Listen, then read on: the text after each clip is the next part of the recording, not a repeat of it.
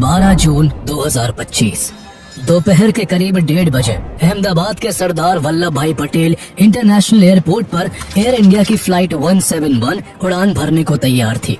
ये एक Boeing 787 Dreamliner plane था जो लंदन के गैटविक एयरपोर्ट जाने वाला था। इसमें 230 पैसेंजर्स, 10 क्रू मेंबर्स और 2 पायलट सवार थे। प्लेन के पायलट कैप्टन सुमित सबरवाल थे, जिन्हें 15,600 घंटों का अच्छा खासा फ्लाइट एक्सपीरियंस था। वहीं उनके साथ फर्स्ट ऑफिसर क्लाइव कुंदर थे, जिनके पास 3,400 घंटे की उड़ान का अनुभव था। पैसेंजर्स में 169 इंडियंस, 53 ब्रिटिश नेशनल्स, 7 पोर्चुगीज और 1 कैनेडियन नागरिक शामिल थे। एयरपोर्ट पर माहौल बिल्कुल आम था। चेक-इन्स, अनाउंसमेंट्स, सिक्योरिटी क्लियरेंस और बोर्डिंग, सब कुछ हर बार के रूटीन की तरह ही था। प्लेन में मौजूद कुछ लोग इस सफर के लिए काफी एक्साइटेड थे।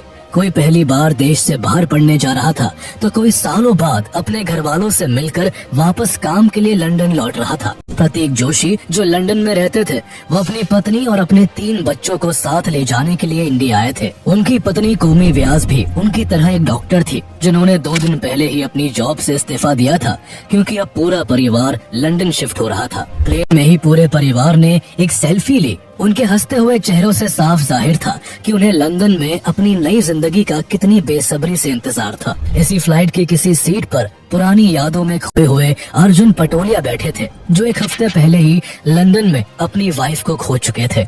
वो अपनी पत्नी के साथ लंदन में ही रहते थे। उनकी पत्नी की आखिरी इच्छा थी कि मरने के बाद उनकी अस्थियां नर्मदा नदी में विसर्जित की जाए। अर्जुन अपनी पत्नी की अंतिम इच्छा पूरी करने भारत आए थे। पत्नी की अस्थियां नर्मदा नदी में बहाकर वो अब वापस लंदन जा रहे थे। दिल गम में डूबा था, लेकिन दिल के किसी कोने में जिंदगी की एक उम्मीद भी बाकी थी। वो उम्मीद उनकी 2 मासूम बच्चियां थी, जो लंदन में उनका इंतजार कर रही थी। प्लेन में गुजरात के पूर्व मुख्यमंत्री विजय रूपानी भी थे, जो अपनी पत्नी और बेटी से मिलने लंदन जा रहे थे। हर मुसाफिर अपने अपने ख्यालों में खोया हुआ था। कोई हेडफोन्स लगाकर बैठा था, कोई खिड़की से बाहर देख रहा था, तो कोई किसी से बातचीत में लगा था। किसी को जरा भी अंदाजा नहीं था कि उन सभी का ये सफर अधूरा ही रह जाने वाला है। सभी जरूरी चेक्स के बाद प्लेन दोपहर के 1:37 पर रनवे 23 से धीरे धीरे रफ्तार पकड़ता हुआ टेक ऑफ कर जाता है। प्लेन की कमान को पायलट क्लाइव कुंदर के हाथों में थी।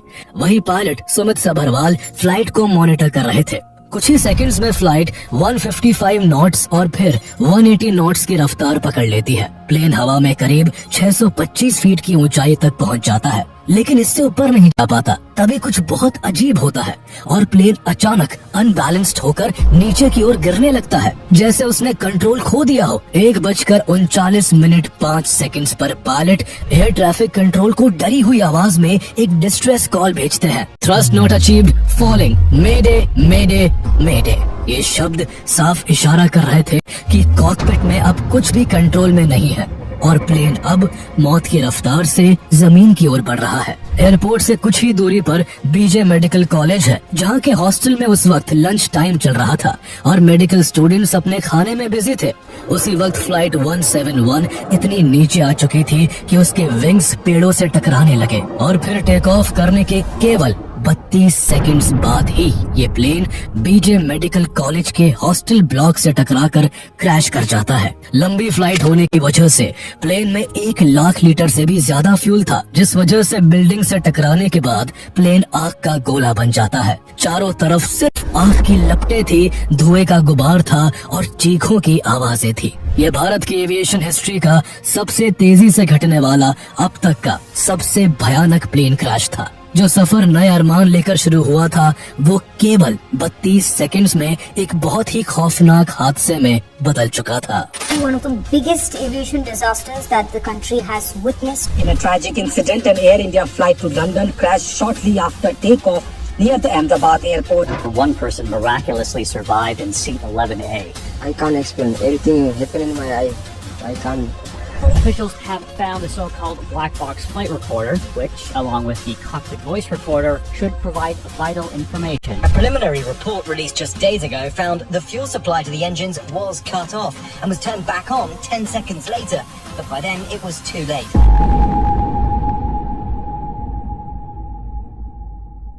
ये क्रैश इतना खौफनाक था कि प्लेन जमीन से टकराते ही पूरी तरह टुकड़े टुकड़े हो गया। उसमें मौजूद फ्यूल से ज्वालामुखी जैसी आग भड़क उठी थी, जिसने 5 बिल्डिंग्स को पूरी तरह तबाह कर दिया। प्लेन का रैकेज करीब 37,000 स्क्वायर मीटर्स तक फैल चुका था। चारों ओर मेटल के टुकड़े, लगेज, जलते हुए पार्ट्स और खामोशी के बीच चीखें थी। इस दर्दनाक क्रैश ने विमान में मौजूद 242 लोगों में से 241 की जिंदगी को हमेशा हमेशा के लिए खत्म कर दिया। प्रतीक जोशी और उनका पूरा परिवार, अर्जुन पटोलिया और उनका लंदन लौटकर बच्चियों की देखभाल करने का सपना, मैथिली पाटिल जिन्होंने उड़ान से पहले अपने पिता से कहा था लंदन पहुंचते ही कॉल करूंगी पापा, ये सब अब सिर्फ मलबे में दबे अधूरे वादे बनकर रह गए थे। इस प्लेन में 13 बच्चे भी मौजूद थे, जिनमें से 3 नवजात थे जिनकी उम्र 2 साल से भी कम थी। उनकी जिंदगी शुरू होने से पहले ही खत्म हो गई। गुजरात के पूर्व मुख्यमंत्री विजय रूपानी की भी इस हादसे में मृत्यु हो गई। उनको लेकर एक अजीब इत्तेफाक सामने आया। उनकी सभी गाड़ियों के नंबर, यहाँ तक कि उनके पुराने स्कूटर पर भी 1206 लिखा होता था। 1206 को वो लकी मानते थे, लेकिन जिस दिन ये हादसा हुआ उस दिन भी तारीख 1206 थी, जो उनकी जिंदगी की आखिरी तारीख बन गई। इस प्लेन में सवार 242 लोगों में से केवल एक ही इंसान जिंदा बच सका। जिंदा बचने वाले का नाम विश्वास कुमार रमेश है, जो भारतीय मूल के एक ब्रिटिश नागरिक है। विश्वास प्लेन में इमरजेंसी एग्जिट के पास सीट नंबर 11A पर बैठे थे। हादसे के वक्त जिस सेक्शन में वो बैठे थे वो हिस्सा प्लेन से अलग होकर बीजे मेडिकल कॉलेज के ग्राउंड फ्लोर पर जा गिरा। इस दौरान इमरजेंसी एग्जिट का हिस्सा टूटकर खुल गया था, जहां से विश्वास बाहर निकल आए। वो खुद चलकर मलबे से बाहर आए और एक वीडियो में उन्हें घायल अवस्था में एम्बुलेंस की तरफ ले जाया जाता हुआ देखा गया। विश्वास के साथ उनके भाई अजय भी फ्लाइट में मौजूद थे, जो इस क्रैश में बाकी 241 लोगों की तरह ही अपनी जान गंवा बैठे थे। सब कुछ इतनी तेजी से घटा था कि विश्वास कुमार रमेश को भरोसा ही नहीं हो रहा था कि ये कोई बुरा सपना नहीं बल्कि दर्दनाक हकीकत है। ये प्लेन क्रैश इतना भयानक था कि आखिरी पलों में यहाँ क्या हुआ और इसमें जान खोने वालों पर क्या गुजरे, इसकी कोई कल्पना भी नहीं कर सकता। बीजे मेडिकल कॉलेज भी इसकी चपेट में आया, जिससे ग्राउंड पर मौजूद 19 लोगों की मौके पर ही मौत हो गई और 60 से भी ज्यादा लोग गंभीर रूप से घायल हो गए। हॉस्टल की मेस में जो स्टूडेंट्स खाना खा रहे थे, उनमें से कई की मौके पर ही मौत हो गई। एक आई विटनेस ने बताया कि एक शव के हाथ में चम्मच थी, जैसे कि जिंदगी ने उसे आधे निवाले पर ही रोक दिया हो। उसी दौरान एक टुक टुक ड्राइवर सुरेश का 15 साल का बेटा आकाश भी हॉस्टल के गेट के पास मौजूद अपनी चाय की दुकान पर सो रहा था। आग में लिपटा हुआ प्लेन का एक भारी सा टुकड़ा उस पर आ गिरा और कुछ ही सेकंड्स में उसे आग की लपटों ने घेर लिया। आकाश की माँ, जो थोड़ी दूरी पर ही थी, वो तेजी के साथ उसे बचाने के लिए उस आग में दौड़ पड़ी। वो खुद भी बुरी तरह जल गई, लेकिन अपने बेटे को नहीं बचा सकी। जैसे ही हादसे की खबर अथॉरिटीज तक पहुंची, ब्रिगेड कॉल जारी किया गया। पूरे अहमदाबाद शहर से 300 से ज्यादा फायर फाइटर्स, 60 फायर व्हीकल्स और 20 मोटर बाउजर्स मौके पर पहुंचे। जहां प्लेन क्रैश हुआ था, वहां सिर्फ धुआं, जलता हुआ मलबा और झुलसे हुए शव थे। Central industrial security force CISF, जो अहमदाबाद एयरपोर्ट की सुरक्षा में तैनात थी, वो सबसे पहले मौके पर पहुंची। उनके बाद Indian army, BSF, CRPF, NDRF और वेस्टर्न रेलवेज की टीमें भी मौके पर पहुंच गई। जलते हुए टुकड़ों के बीच जिंदा इंसानों की तलाश की जा रही थी। जो घायल थे उन्हें हॉस्पिटल भेजा जा रहा था।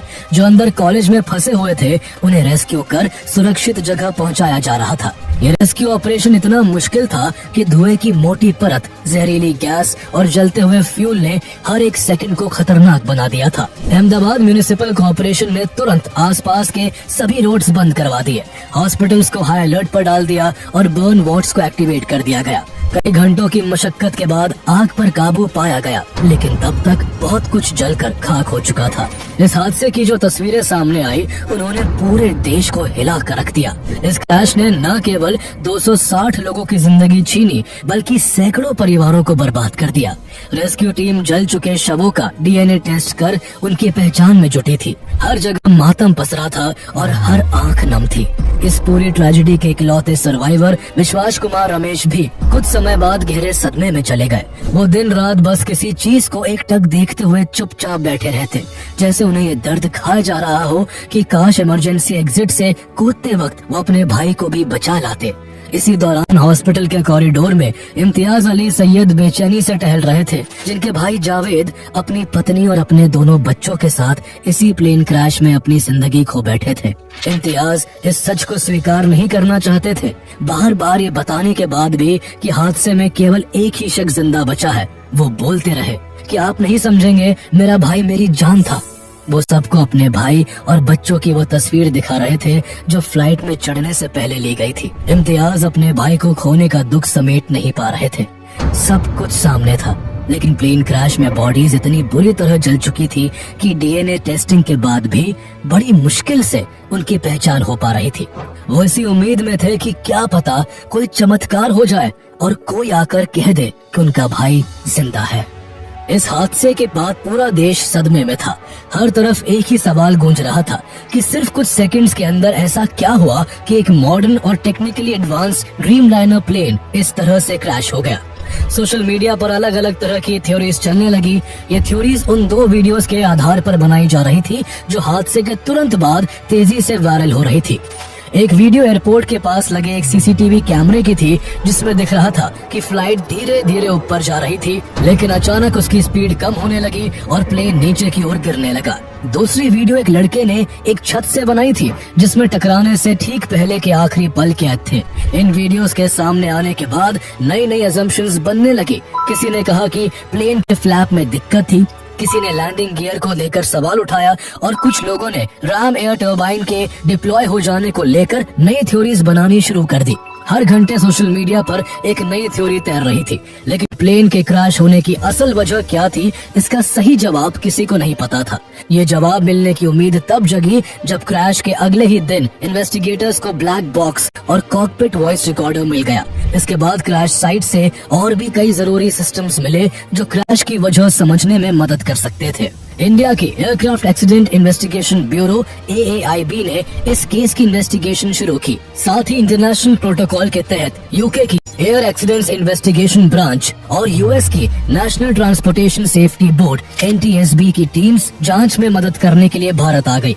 इंडिया की DGCA और एयर इंडिया ने भी अपनी अपनी अलग से एक पैरेलल जांच शुरू की। इंटरनेशनल रूल्स के मुताबिक किसी भी मेजर एयर क्रैश के 30 दिनों के अंदर एक प्रिलिमिनरी रिपोर्ट जारी की जाती है।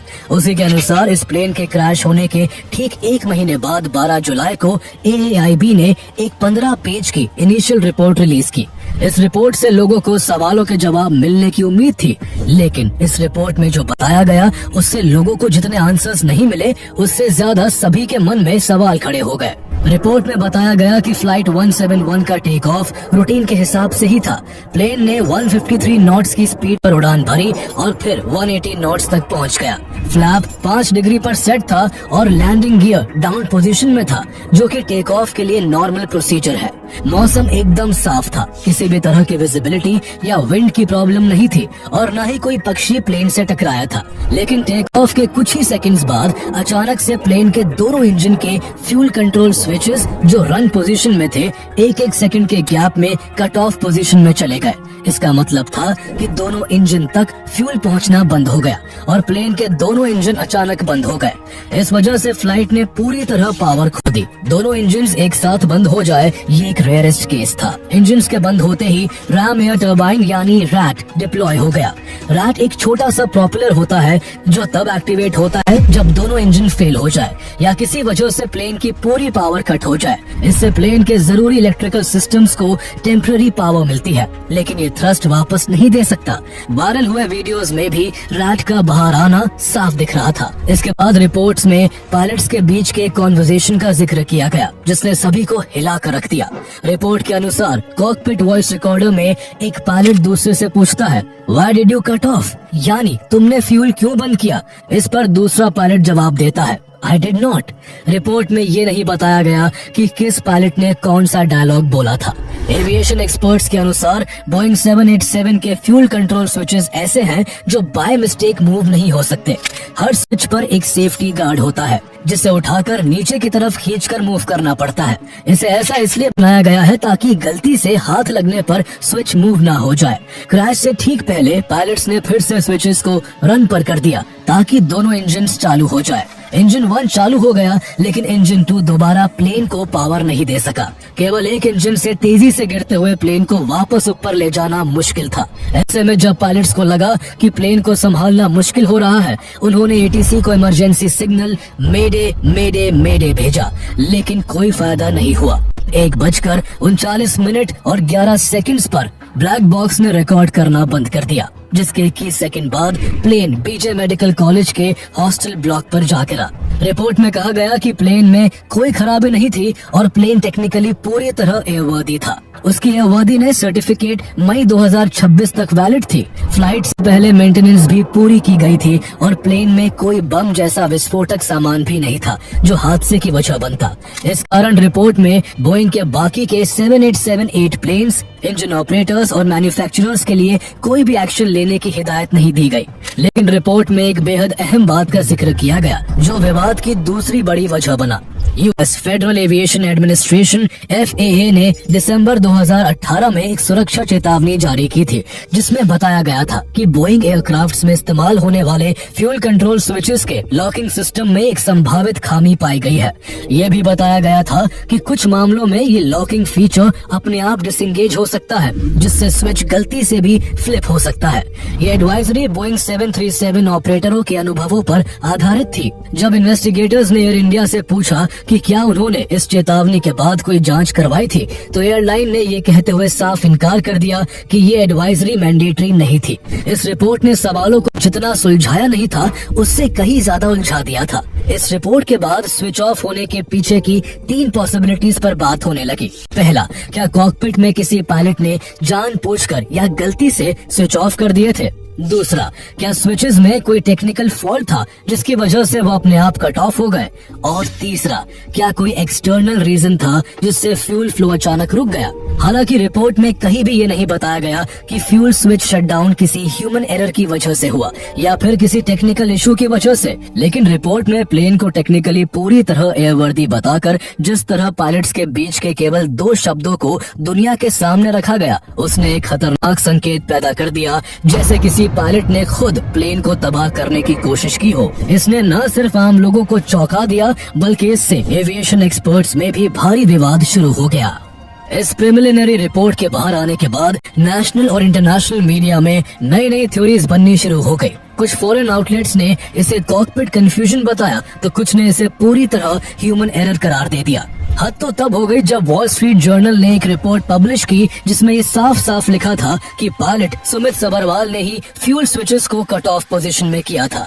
रिपोर्ट में लिखा गया कि फर्स्ट ऑफिसर क्लाइव कुंदर जो प्लेन उड़ा रहे थे, उन्होंने कप्तान सुमित से पूछा था कि उन्होंने फ्यूल स्विच ऑफ क्यों किया है, जिस पर उनका जवाब था कि उन्होंने नहीं किया। साफ था कि इस तरह की केवल 2 लाइंस के सामने आने से स्पेकुलेशन का तूफान खड़ा हो गया। इसी वजह से इस रिपोर्ट के विरोध में भारत के पायलट यूनियन सामने आ गए। Airline pilots association of India यानी ALPA इंडिया, जो 800 से ज्यादा पायलट्स को रिप्रेजेंट करती है और ALPA इंटरनेशनल का हिस्सा है, उसने इस प्रीलिमिनरी रिपोर्ट की काफी आलोचना की।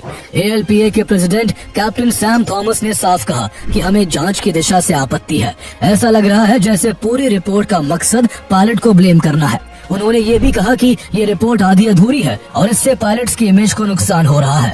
एसोसिएशन ने इस बात पर भी नाराजगी जताई कि ये रिपोर्ट बिना किसी ऑफिशियल सिग्नेचर के लीक कर दी गई और इस पूरी जांच टीम में एक भी क्वालिफाइड पायलट को शामिल नहीं किया गया।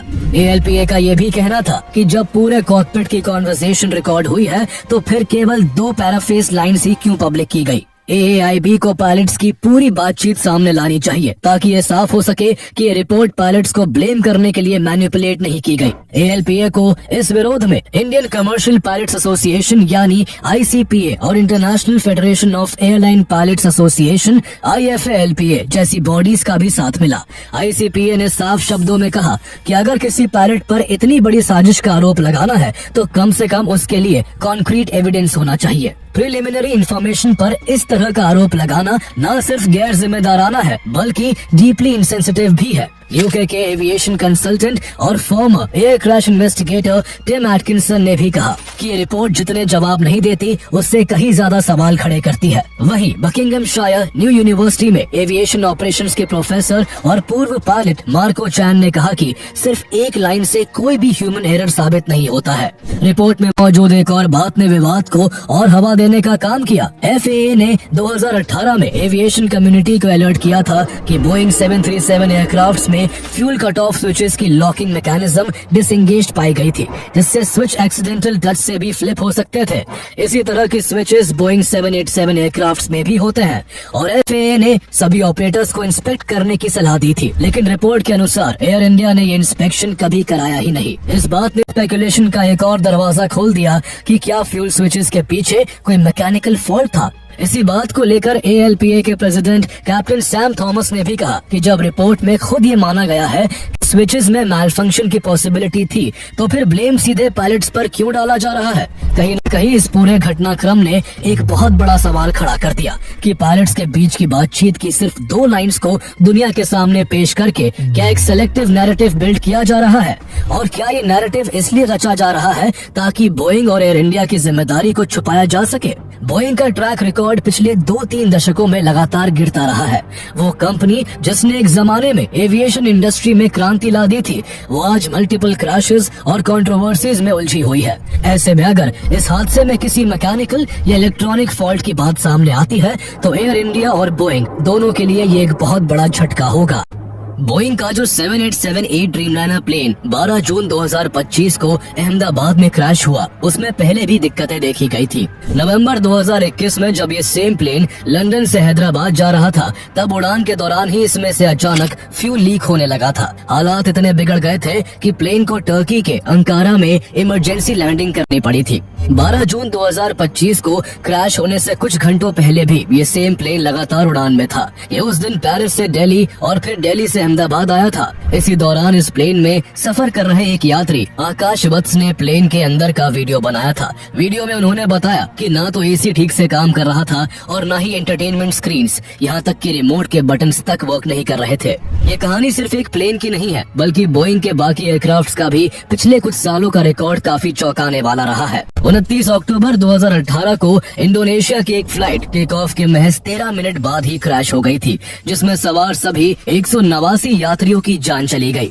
इसके ठीक 5 महीने बाद मार्च 2019 में इथियोपियन एयरलाइंस की एक फ्लाइट भी टेक ऑफ के केवल 6 मिनट के अंदर ही क्रैश हो गई थी और उसमें भी 157 लोगों की मौत हो गई। ये दोनों ही बोइंग के 737 मैक्स प्लेन्स थे और दोनों ही एयरक्राफ्ट्स एकदम नए थे, जो बोइंग की फॉल्टी डिजाइन की वजह से क्रैश हो गए।